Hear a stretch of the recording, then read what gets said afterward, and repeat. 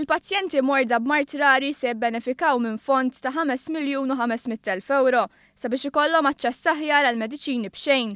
Dan se jsir wara li t-talba tal-pazjent tiġi evalwata mill-Kumitat tal-Trattament Eċċezzjonali Mediku, kumitat li se jitwaqqaf skont l-avviż legali li kien ippubblikat fil-Gazzetta tal-Gvern.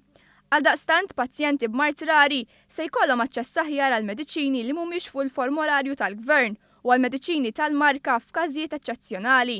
Id-Deputat Prim Ministru Ministru għas-Saħħa Chris Fearn tkellem kif din l-allokazzjoni il-Gvern se jkun qed joffri aċċess aħjar għal mediċini lil dawn il-pazjenti b'mart rari.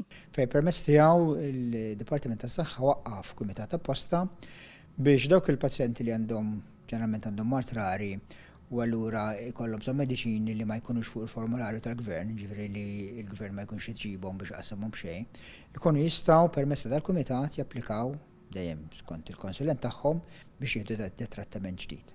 Bħala parti mill-attivitajiet li jqajmu kuxjenza dwar il-mart rari, mart il-Prim Ministru Chairperson tal-Marigold Foundation, Michelle Muscat, indirizzat is-seminar għal mart rari. Is-Sinjura Muscat tkellmet dwar l-Alleanza għal mart rari u l-appoġġ li tagħti lil dawk f'pajjiżna li jkollhom mart rari. Hija faħret l-inizjattivi li saru s-sena li għaddiet u l-importanza li nataw il-mart rari fl-aġenda tal-Presidenza Maltija.